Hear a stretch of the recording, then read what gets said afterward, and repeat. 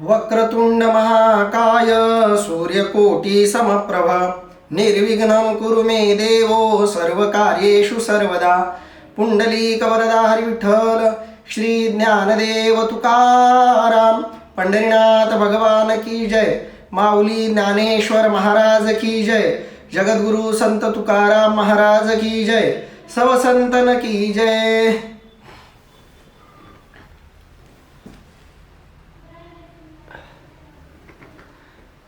माऊली महावैष्णव ज्ञानोबारायांच्या परमश्रेष्ठ अशा ज्ञानेश्वरी ग्रंथाचं चिंतन करत आपण 167 क्रमांकाच्या ओव्यांपर्यंतचा टप्पा पार पाडलेला आहे. आज आपण 168 क्रमांकाच्या पुढील ओव्यांचं निरूपण आणि चिंतन करणार आहोत. कालच्या 24व्या क्रमांकाच्या श्लोकाची राहिलेली ओवी तिचं थोडंसं चिंतन आपण करू आणि पुढे जाऊया. ज्यामध्ये माऊली म्हणतायत, म्हणून समर्थू जो येथे आथिला सर्वज्ञते तेने सविशेषे कर्माते त्यजावेना. अर्थात म्हणून या जगात जो समर्थ व ज्ञानसंपन्न असेल त्यांनी तर विशेष करून कर्माचा त्याग करू नये. सामान्यानं कर्माचं आचरण का करावं हे सांगून मी कर्माचं आचरण का करतोय हेही भगवंत इथं सांगताना दिसत आहेत. आणि भगवंत कर्माचं आचरण का करतायत हे सांगून झाल्यावर भगवंत शेवटी म्हणतायत की हे सगळं असल्यामुळं की भगवंतानं जर कर्म केलं नाही तर भगवंताला आदर्श मानणारे, त्या भगवंताला पूजणारे, भगवंताचे अनुयायी भक्त ते सगळे सुद्धा कर्मापासून कुचराई करतील. आणि म्हणून भगवंत स्वतः कर्मामध्ये रत राहतो. म्हणून समर्थू जो आहे, जो समर्थ आहे त्यानं कर्म टाळता कामा नये. कारण कर्म करणं ही काही लोकांना कमी दर्जाची बाब वाटते, कमी दर्जाची गोष्ट वाटते. आणि जी गोष्ट लोकांना कमी दर्जाची वाटते ती जर श्रेष्ठांनी करून दाखवली की त्या कर्माची श्रेष्ठता वाढत असते. जसं स्वच्छता अभियान आहे. स्वच्छता अभियान हे समाजासाठी, परिसरासाठी, पर्यावरणासाठी, देशासाठी, जगासाठी आवश्यक आहे. पर्यावरणाकडे सगळ्यांनी लक्ष दिलं पाहिजे. पण लोकांना स्वच्छता करणं हे कमीपणाचं वाटतं. आपण रस्त्यानं चाललो आणि एखादा कचरा आपल्याला रस्त्यात दिसला की तो मी का उचलू अशी भावना होते. मी कचरा उचलला तर लोक मला हसतील अशी भावना निर्माण होते. कारण कचरा उचलणं हे कमीपणाचं लक्षण आहे असं खूप लोकांना वाटतं. स्वच्छता करणं कमीपणाचं लक्षण वाटतं. झाडणं कमीपणाचं लक्षण वाटतं. घरात एखाद्या वेळेस झाडतीलही पण सार्वजनिक ठिकाणी, सामूहिक ठिकाणी झाडणं लोकांना लाजिरवाणं वाटतं. पण लोकांमध्ये ही स्वच्छतेची भावना जागी होणं, जागृत होणं ही गोष्ट अतिशय गरजेची आहे. का गरजेची आहे तर तसं झाल्याशिवाय समाज, परिसर, देश स्वच्छ राहणार नाही. आणि म्हणून मग आपले पंतप्रधान असतील, मुख्यमंत्री असतील किंवा जी मोठी लोक असतील ज्यांना सेलिब्रिटी म्हणतात लोक, अशी लोक स्वतः हातात कॅरी बॅग घेऊन किंवा प्लास्टिक घेऊन सगळा कचरा गोळा करताना आपल्याला दिसतील. पंतप्रधान मोदी सुद्धा स्वच्छता अभियान जेव्हा देशभर राबवतात तेव्हा ते स्वतः हातामध्ये झाडू घेतात. आणि जेव्हा पंतप्रधान हातात झाडू घेतो तेव्हा सामान्य माणसाला वाटतं की झाडू हातात घेणं हे काही कमीपणाचं लक्षण नाही. किंवा उद्या कुणी आपल्याला म्हटलं की झाडू हातात घेणं कमीपणाचं लक्षण आहे तर आपण त्याला म्हणू शकतो की अरे पंतप्रधान सुद्धा हातात झाडू घेतो, पंतप्रधान सुद्धा स्वच्छता करतो. मग पंतप्रधान स्वच्छता करत असेल तर मी का करू नये.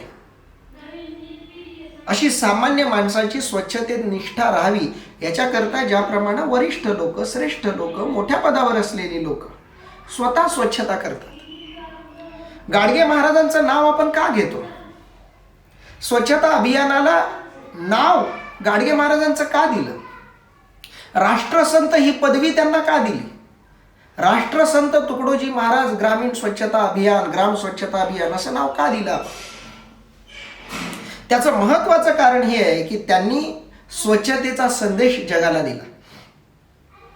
पण हा स्वच्छतेचा संदेश बाहेरून आत जाणारा होता. आधी बाह्य स्वच्छता करावी, मग शारीरिक स्वच्छता करावी, आणि मग मानसिक स्वच्छता करावी, आणि मग परमार्थ करावा. मग तो परमार्थ फळतो. अशुद्ध जागेवर, अस्वच्छ जागेवर केलेला परमार्थही फळत नाही.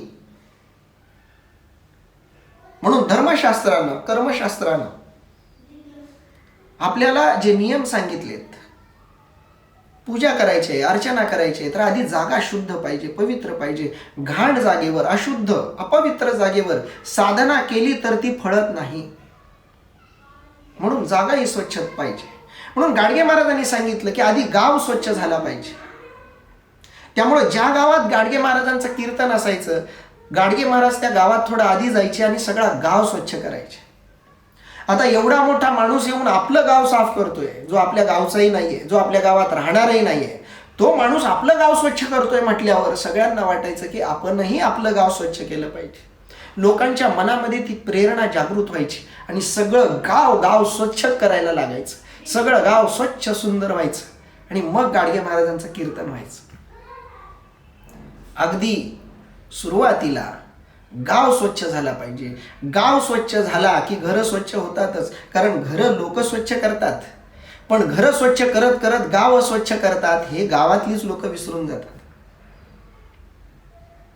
आणि म्हणून गाडगे महाराजांनी स्वच्छतेचं महत्त्व जगाला सांगितलं. स्वतः स्वच्छता केली आणि गाडगे महाराजांनी स्वच्छता केली म्हणून स्वच्छता अभियान सार्वत्रिक रूपामध्ये राबवणं शासनालाही शक्य झालं.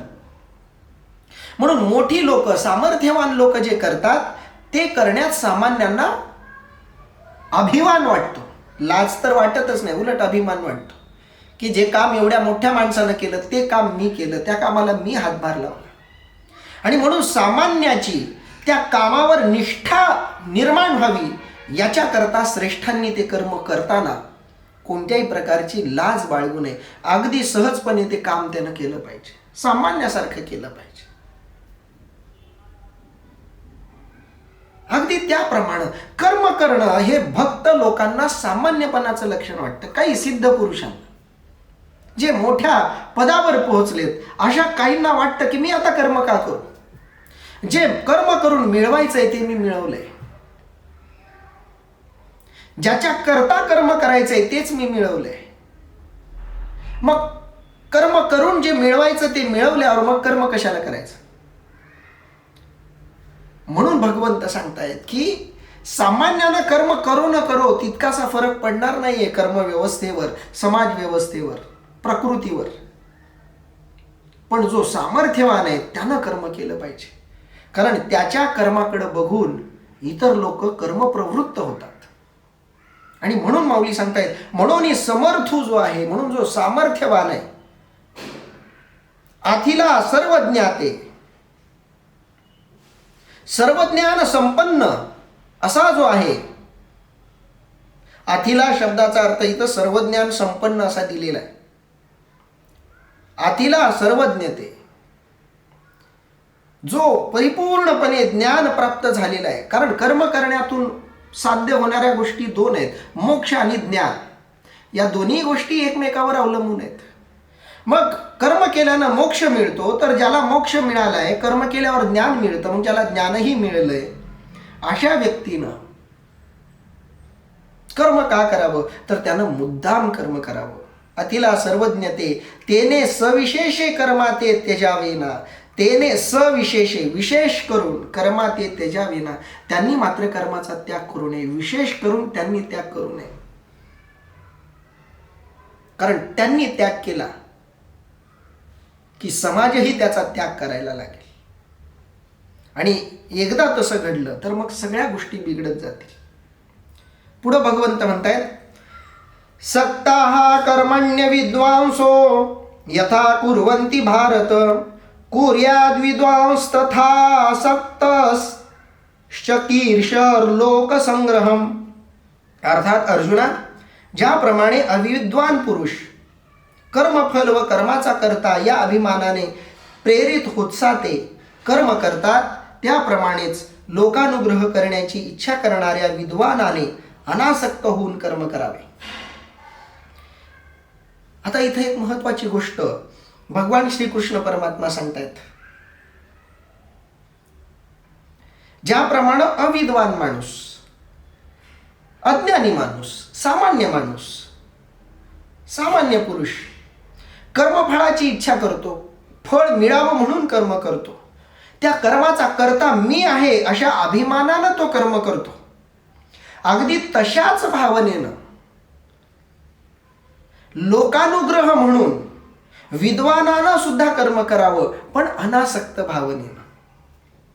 खूप महत्वाचं सूत्र इथं भगवंतांनी सांगितलंय. कर्म सिद्धांताचं गूढ, कर्म सिद्धांताचं रहस्य,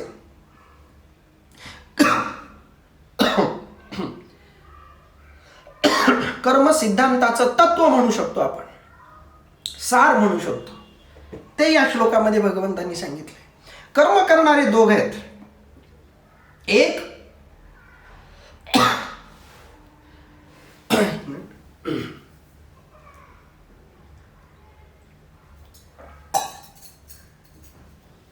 एक जण तो आहे जो सामान्य आहे, जो कर्म करतानाच मला कर्मातून काहीतरी मिळणार आहे या भावनेनं तो कर्म करतोय. पण तो कर्म करतोय हे महत्वाचं, कारण ती प्रारंभिक अवस्था आहे. आताच त्याच्याकडून खूप काही अपेक्षा करता येणं शक्य नाही, पण तो कर्म करतोय. कर्म करताना फक्त काहीतरी मिळावं ही त्याची अपेक्षा आहे. आणि दुसरा त्याच्या त्या कर्मामधला दोष म्हणजे हे कर्म मी करतोय ही त्याची भावना आहे. मी केल्यामुळं हे होतंय असं त्याला वाटतंय म्हणून तो कर्म करतोय. हे दोन दोष घेऊन तो कर्म करतोय. पण महत्वाची गोष्ट आहे की तो कर्म करतोय आणि तो कर्म करतोय हे जगाला दिसतंय. आणि जगाला दिसणं महत्वाचं आहे, कारण जगाला फक्त दिसणार आहे बाहेरचं, आत काय चाललंय हे दिसणार नाही. आणि तो जरी सकाम भावनेनं कर्म करतोय, तो जरी अहम भावनेनं कर्म करतोय, तरी तो कर्म करतोय ही गोष्ट विसरता कामा नये. आणि विद्वान पुरुषानं सुद्धा अगदी तसंच कर्म करावं. कसं? जसा सकाम पुरुष कर्म करताना दिसतोय, मी कर्म करतोय या भावनेनं कर्म करणारा पुरुष ज्या पद्धतीनं कर्म करतोय तसंच कर्म विद्वानानं करायचंय. फरक फक्त एवढाच ठेवायचा आहे की ते कर्म करताना त्यानं त्या कर्मात आसक्ती ठेवू नये. म्हणजेच जे दोन दोष सामान्याकडून कर्म करताना घडतात ते दोन दोष टाळून त्यानं कर्म करावेत. पण त्यानं कर्म करावं, कर्माचा त्यानं त्याग करू नये. कारण त्यानं कर्माचा त्याग केला की सामान्यांकडूनही कर्माचा त्याग होणार आहे. माऊली या श्लोकाचं काय वर्णन करतायत ते बघूया.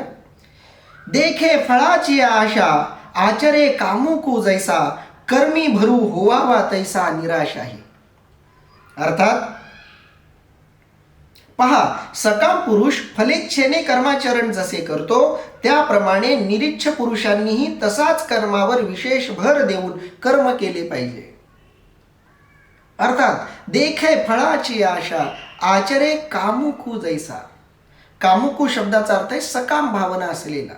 देखे फळाची आशा, जो कामुक आहे, जो सकाम आहे, तो फळाच्या आशेनं कर्माचं आचरण करतो. कर्म करण्याची प्रेरणा त्याला ती इच्छा देते, त्याची ती वासना देते. काहीतरी मिळणार आहे या भावनेनं तो कर्म करतोय. ती भावना त्याला कर्मासाठी प्रेरित करते. जशी ती भावना त्याला कर्मासाठी प्रेरित करते, अगदी त्याप्रमाणे कर्मी भरू होवावा तैसा. अगदी त्याच पद्धतीनं त्यानं कर्म करावं, होवावा तैसा, पण निराशाही. अगदी मी म्हणतो की 25व्या श्लोकाचा पूर्ण सार पहिल्याच या एका ओवीमध्ये माऊलींनी मांडलाय. सामान्य माणूस ज्या भावनेनं कर्म करतोय, जशी आशा ठेवून कर्म करतोय, आशा ठेवणं हे त्याचं चूक आहे, पण तसंच कर्म सामान्यानं करावं. फक्त निराशाही, त्यानं आशा ठेवू नये, आशेचा त्याग करून त्यानं ते कर्म करावं. बाहेरून दोघंही सारखं कर्म करताना दिसत असले तरी आतली भावना वेगवेगळी आहे. कारण फळ आतली भावना देणार आहे, कर्म फळ देणार नाही. खूप महत्वाची गोष्ट आहे. आपण कर्म सिद्धांत थोडा सूक्ष्मपणे समजून घेतला पाहिजे.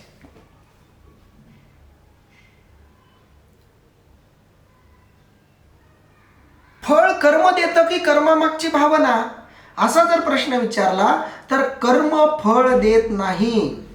कर्म करण्यामागची भावना फळ देत असते.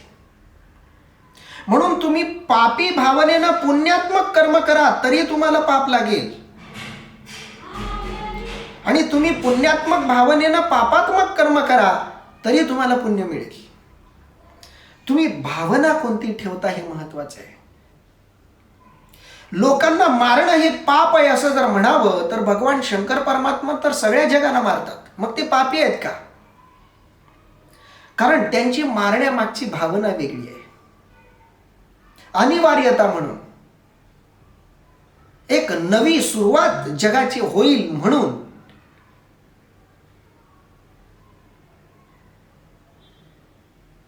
ते संहार करतात, नाश करतात, म्हणून त्यांना पाप नाही. डॉक्टरही चाकूचा वापर करतो, पोटामध्ये आतड्यांमध्ये चाकू घालतो, कधी कधी आतडे कापून काढतो, पाय कापून काढतो, हात कापून काढतो. डॉक्टरही हातपाय कापतात. एखाद्याला काही मधुमेह झाला किंवा अशी वेळच आली की हात तोडला पाहिजे, हात कापला पाहिजे, डॉक्टर लोकही हात तोडतात, कापतात. त्यांना पाप का नाही लागत? कारण त्यांची भावना चांगली आहे. म्हणून कर्म फळ देत नाही ही गोष्ट लक्षात ठेवली पाहिजे. कर्मामागची भावना तुम्हाला फळ देते. म्हणून कर्म करताना जर तुम्ही सकामता ठेवली तर ती भावना तुमच्या दुसऱ्या जन्माला कारण ठरणार आहे.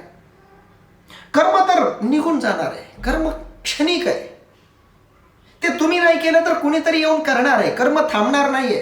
अर्जुनाने युद्ध केलं नसतं तरी युद्ध झालं असतं, बाकीच्या 4 पांडवांनी युद्ध खेळलं असतं, जिंकलेही असते कदाचित.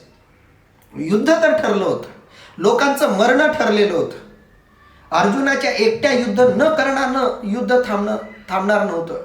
कर्म करणं महत्वाचं नाहीये त्या दृष्टीनं, कारण कर्म ही केवळ एक प्रक्रिया म्हणून राहणार आहे. पण त्या प्रक्रियेला जो चिकटलेला आहे तो कोणत्या भावनेनं चिकटला आहे याच्यावर त्याचं भविष्य अवलंबून आहे. विद्युत प्रवाह चालू आहे, त्याला तुम्ही हात लावला की तुम्ही प्रभावित होणार आहेत. तुम्ही त्या विद्युत प्रवाहावर तुम्हाला आवश्यक असलेली यंत्र चालवली की तोच विद्युत प्रवाह तुमचं भलं करणार आहे. विद्युत प्रवाह तोच आहे. तुम्ही असलात काय नसलात काय तो राहणार आहे. कर्म चालत राहणार आहे. तुम्ही केलं काय न केलं काय, म्हणून तुमच्या कर्म न करण्यानं या जगाचं काही अडेल असं नाहीये. जग रहाटणे थांबेल असं नाहीये. भगवंत यासाठी कर्म करा असं सांगत नाहीयेत की कर्म नाही केलं तर हे विश्व चालणार नाही. विश्व तर चालतच राहणार आहे. सगळं जग, सगळे सजीव जरी मेले तरी सूर्याचं उगवणं, सूर्याचं जळत राहणं, पृथ्वीचं फिरत राहणं हे चालू होत राहणार आहे. हे चालू राहणार आहे, थांबणार नाहीये. पण ते कर्म करताना तुम्ही जर त्यात भावना भरली, वासना भरली तर ती भावना, ती वासना तुमच्या पाप पुण्यात्मकतेला कारण ठरणार आहे. आणि तुम्ही काहीच भावना न ठेवता, पर्याय कर्माशिवाय नाहीच आहे. आणि हे कर्म मला देवानं प्रसाद म्हणून दिलंय. मी या कर्माचं आचरण केलं तर देवानं माझ्यावर सोपवलेलं कोणतं तरी एक मी काम सिद्धीला नेतोय या भावनेनं ते करतो. आताच थोड्या वेळापूर्वी यूट्यूबवर मी एक व्हिडिओ बघत होतो. सावता माळी यांच्या जीवनावर आधारित चित्रपटातला थोडासा भाग होता. त्या तेवढ्याच भागामध्ये सावता माळींची मुलगी सावता माळींना म्हणते की बाबा आपण वारीला का जात नाही आहोत. सावता माळी म्हणतात मी जर वारीला गेलो, आपण जर वारीला गेलो तर आपल्या शेताचा मालक रागवेल, कारण आता पेरणीचे दिवस आहेत, पेरणी करायची आहे, बीज रोपण करायचं आहे जमिनीमध्ये. आता जर आपण सोडून गेलो तर या जमिनीचा मालक रागवेल आपल्यावर. ती मुलगी विचारते, कोण आहे जमिनीचा मालक? म्हणे त्याचं नाव पांडुरंग आहे. कुठं राहतो? म्हणे पंढरपूरला राहतो. मग म्हणे म्हणजे तो पंढरपूरचा पांडुरंगच ना? हो, त्यालाच तर भेटायला जायचंय आपल्याला. सावतामाळीने खूप प्रेमाने त्या मुलीला उचलून घेतले आणि तिला सांगतायत की बाळा, त्याच पांडुरंगानं ही शेती सांभाळायची जबाबदारी आपल्याला दिली. मालकाकडे जरी जायचं झालं तरी काम सोडून मालकाकडे जायचं नसतं. तुम्ही एखाद्याकडं नोकरीला आहात तर तुम्ही कामावर निष्ठा ठेवली पाहिजे, मालकाकडेच जायचं नाही. जे सारखे मालकाकडे जातात त्याला चाटुगिरी म्हणतात. काही लोक असतात, प्रत्येक ठिकाणी असतात, की त्यांना काम जास्त करायचं नसतं पण मालकाकडे सारखं बसून राहायचं. मालक सांगतो तेवढंच करायचं, बाकी आपलं जे काम आहे ते करायचं नाही. सारखं मालका पुढं पुढं पुढं करायचं आणि काम करायचं नाही. एखादा मालक होईल अशा चाटुगिरीनं आनंदित, कारण त्याला बाकीच्या गोष्टी कळत नसतील, संस्थेकडं त्याचं त्या दृष्टीनं लक्ष नसेल. त्याला आपल्याजवळ एखादा माणूस येतोय, सारखा बसतोय म्हणजे तो कामाचा माणूस आहे असं वाटू शकतं. पण परमात्म्याला तुम्ही असं नाही फसवू शकत. तुम्ही त्याला सारखं जाताय, भेटायला जाताय, त्यानं जी तुम्हाला कामं लावून दिली ती करत नाहीयेत तुम्ही, ते त्याला तरी आवडेल का? एखाद्या कंपनीचा मालक आहे, तुम्ही सगळी कामं सोडून त्याच्या घरी जाऊन त्याचं गुणगान गात बसला, त्याला तरी आवडणार आहे का? त्याच्यात त्याचा तरी फायदा आहे का? म्हणून आधी कर्मावर निष्ठा ठेवायची. जे त्यानं आपल्याला दिलंय कर्म ते करणं, त्याच्यावर निष्ठा. आणि म्हणून सावतामाळी म्हणतात की नाही येऊ शकत मी वारीला, त्याच्यामुळे आपल्याला नाही जाता येत, कारण त्याला आपण त्याचंच काम सोडून भेटायला गेलो तर त्याला राग येईल. म्हणून जे रिकामी लोक आहेत की ज्यांचं आता कर्म थांबलंय, जबाबदारी संपलेली आहे, अशा लोकांनी वारीला गेलं तर तशा एका महिलेला ते पाठवतात आणि लगेच एक संवाद आहे की ती महिला म्हणते की सावता, तुझ्यामुळं मला पंढरपूरची वारी घडते. तिथं तो व्हिडिओ संपला. पण तेवढ्यातून एक गोष्ट लक्षात आली, भगवंतानं लावून दिलेलं जे कर्म आहे ते कर्म हीच आपली पूजा आहे, तीच आपली वारी आहे, तेच आपलं नामस्मरण आहे, तीच आपली पूजा आहे. ती निष्ठेनं करणं आणि ती करताना कामभावना न येऊ देणं. एक तुम्ही वारी करताय कामभावनेनं आणि तुम्ही शेती करताय निष्काम भावनेनं तर तुमची शेती श्रेष्ठ आहे. तुम्ही भजन करताय कामभावनेनं, सकामतेनं, काहीतरी मिळावं म्हणून, आणि तुम्ही तुमचं काम करताय काही न मिळण्याची अपेक्षा ठेवून, तर तुमचं ते काम श्रेष्ठ आहे. म्हणून मी म्हणालो, काम काय करताय हे महत्वाचं नाही, ते करताना कोणती भावना ठेवताय ते महत्वाचं आहे. आणि म्हणून भगवंत सांगतायत, कर्मी भरू होवावा तैसा पण निराशाही. त्याच्यासारखंच कर्म करावं. जसं एखादा कामुक काम करतोय तसंच कर्म करायचं, तल्लीन होऊन करायचं. कारण ज्याला काहीतरी मिळवायचं आहे ना, तो खूप मन लावून काम करतो. तसंच मन लावून काम करायचंय, फक्त काम भावना ठेवायची नाही, काही मिळावं ही अपेक्षा ठेवायची नाही, फक्त अपेक्षा ठेवायची नाही. कर्म तुम्हाला देणारच आहे, पण अपेक्षा ठेवली नाही की एक वेळ अशी येते की त्या कर्मातून काही मिळणं संपून जातं आणि मग कर्म हा एक असा प्रवास उरतो की जो फक्त शेवटाकडे चाललाय, मोक्षाकडे चाललाय, ज्ञानाकडे चाललाय, परमात्म्याकडे चाललाय. तो फक्त एक प्रवास होऊन जातो. ती भावना नसलेला प्रवास म्हणजे फक्त प्रवास आहे, तो कुठल्याच मुक्कामाला नेणार नाही. तिथं फक्त थांबे आहेत. थांबे वेगळे आणि मुक्काम वेगळा. काही जण थांब्याला मुक्काम समजतात आणि प्रवास करतात, आणि काही जण मुक्कामासाठी प्रवास करतात. थांबे गरजेचे आहेत, पण थांब्याला मुक्काम समजला तर चूक होईल. कर्म करतोय आपण, त्या कर्मातून काही मिळायची अपेक्षा आहे, ते मिळणं हा थांबा आहे. कर्म करतोय आपण आणि या कर्मामध्ये थोडी सुलभता यावी म्हणून देवाकडे काही मागितलं, कर्मामध्ये सुलभता यावी, देवाच्या नामस्मरणामध्ये साधनेमध्ये सुलभता यावी म्हणून काही मागितलं जरी देवाला तरी ते मागणं हा थांबा हे लक्षात ठेवायचं. तो मुक्काम नाहीये. मुक्काम लक्षात ठेवायचा. मोक्ष आणि ज्ञान हा मुक्काम आहे. त्याच्या आधीचे सगळे थांबे आहेत. आणि म्हणून सुरुवात सकाम भावनेनं जरी कर्माची झालेली असली तरी हळूहळू ती सकामता काढून टाकून कर्म करत राहायचे. हळूहळू, कारण एकदम ती जाणार नाहीये. जन्मांतरामध्ये कामना ठेवून कर्म करण्याची ज्या जीवाला सवय लागली तो जीव एकदमच निष्काम भावनेच्या कर्मापर्यंत पोहोचू शकत नाही. पण हळूहळू का होईना त्यानं कर्मामध्ये निष्काम भाव हळूहळू पेरला पाहिजे. हळूहळू त्याच्यातून बाहेर येण्याचा प्रयत्न केला पाहिजे.